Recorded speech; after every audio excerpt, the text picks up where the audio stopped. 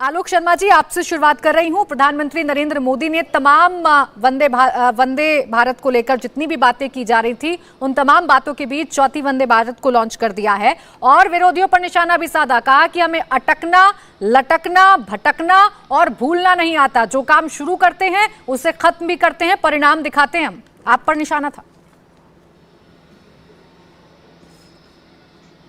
देखिए, मुझे लगता है कि देश के प्रधानमंत्री को अब इन घिसे पिटे पुराने भाषणों से और पुरानी शब्दावली से बाहर निकलना होगा। क्या क्या किया गया और क्या क्या हुआ, उस पर बात करनी होगी। मुझे याद है आज चंबा में गए थे, नवंबर 2017 में गवर्नमेंट ऑफ इंडिया ने चंबा को पिछड़ा जिला घोषित किया था और उसके बाद आज तक एक भी काम नहीं हुआ। वहीं पर उनके बड़े लीडर शांता कुमार जी ने एक बड़े प्लांट के लिए, सीमेंट प्लांट के लिए बार बार कहा कि वो सीमेंट प्लांट सिकदी धार का अक्टूबर 2018 में चालू होना था, वो अभी तक चालू क्यों नहीं हुआ।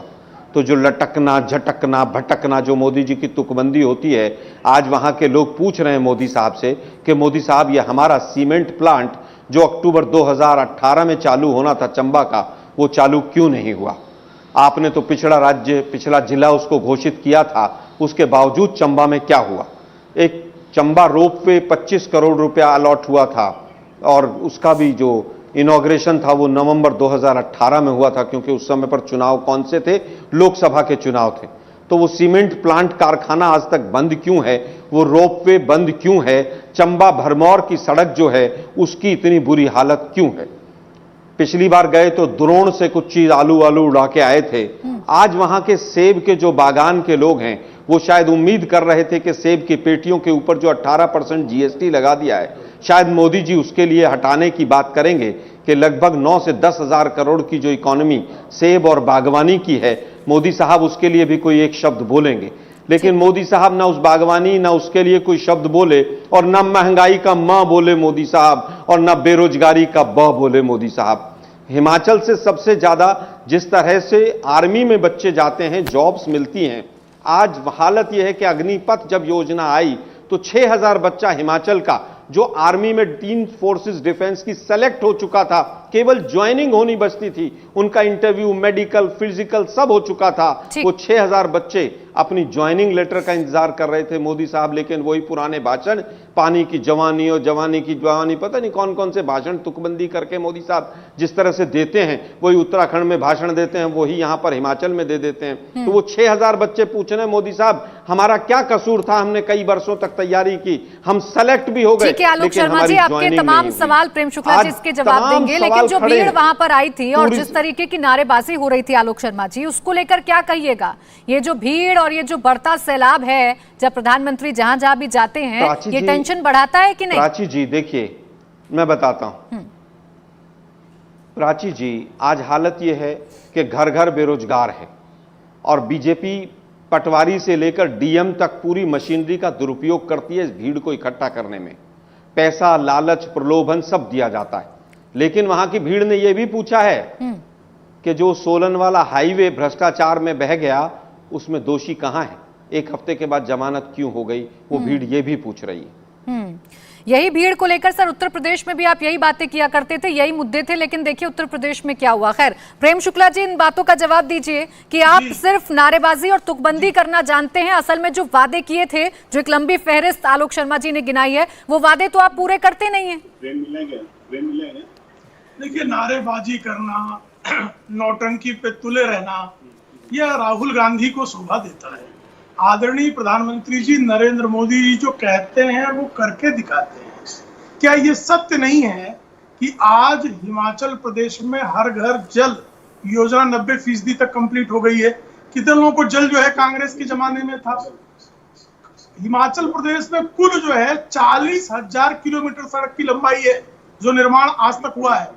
उसमें से 5,000 अगर किलोमीटर सड़क का निर्माण सिर्फ अगर जयराम ठाकुर जी के कार्यकाल में, डबल इंजन की सरकार के कार्यकाल में होता है, 1/8 सिर्फ 5 वर्षों में हो जाता है, तो यह निश्चित तौर पर काम होता है। एम्स बिलासपुर, आपको तो ध्यान है कांग्रेस की जब तक अटल जी की सरकार नहीं आई थी, पूरे देश में एक एम्स था। आज एक एम्स हिमाचल प्रदेश की बिलासपुर में है।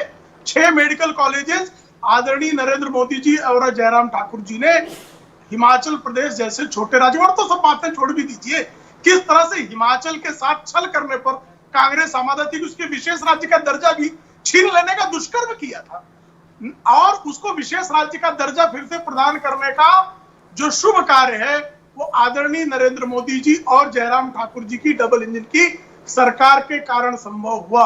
आज वो मेडिसिन का प्रोडक्शन का हब बन गया है, तो किसके कारण बन रहा है भाई? आज अगर हिमाचल प्रदेश में बहुत बड़े पैमाने पर अगर लोगों को जो है निवेश प्राप्त हो रहा है, तो वो इसलिए हो रहा है कि डबल इंजन की सरकार है, वीरभद्र सिंह की भ्रष्ट सरकार नहीं है, जिसको सोनिया गांधी को हर माह हफ्ता पहुंचाना पड़ता था कि मैडम इतना लूट लिया, इतना आप रख लीजिए। वीरभद्र सिंह जरा रूठ जाते थे तो अहमद भाई को विशेष करके उतारा जाता था कि वीरभद्र को ले आओ, नहीं तो एक टकसाल बंद हो जाएगी। ये नरेंद्र मोदी जी और जयराम ठाकुर जी का कार्यकाल है कि हिमाचल प्रदेश के हर घर में ऐसा राज्य है जो एलपीजी कनेक्शन हर घर तक पहुंच गया है, और वह भी उज्ज्वला योजना, और हिमाचल प्रदेश की सरकार ने अपनी एक जो है योजना हर घर के लिए एलपीजी गैस कनेक्शन सुनिश्चित करने की, जो उज्ज्वला से बच जाए वो भी जो है एलपीजी। और ये शानदार योजनाएं जिनका आप जिक्र कर रहे हैं, ठीक है सर, और ये जो आप योजनाओं का जिक्र कर रहे हैं, इसी का, हाँ ठीक है, इसी का नतीजा है कि इतनी भीड़ जो है वो आपकी जनसभाओं में जुटती है। ठीक है, आलोक शर्मा जी इसका जवाब दें, लेकिन उससे पहले प्रदीप सिंह जी मेरे साथ हैं, उनसे मैं समझ सकता हूं। वो खरीद कर भीड़ ले आते हैं, किराए पर भीड़ जो है सोनिया बाई की सभा जो इटालियन हिंदी बोलती है उनके लिए। चलिए ठीक है प्रेम शुक्ला जी, आदरणीय नरेंद्र मोदी जी के आपकी बात आ गई सर, मैं समझ गई कि आपकी जो भीड़ है वो जन सैलाब है। ठीक है सर, आपकी भीड़ जन सैलाब है, कांग्रेस जो भीड़ लेकर आती है वो खरीदी हुई भीड़ होती है। इस बात का जवाब देंगे, बड़े मुस्कुरा रहे हैं आलोक शर्मा जी। इंडिया टीवी हर वक्त हर जगह डाउनलोड करने के लिए सर्च करें India TV news Google play store या ऐप स्टोर पर।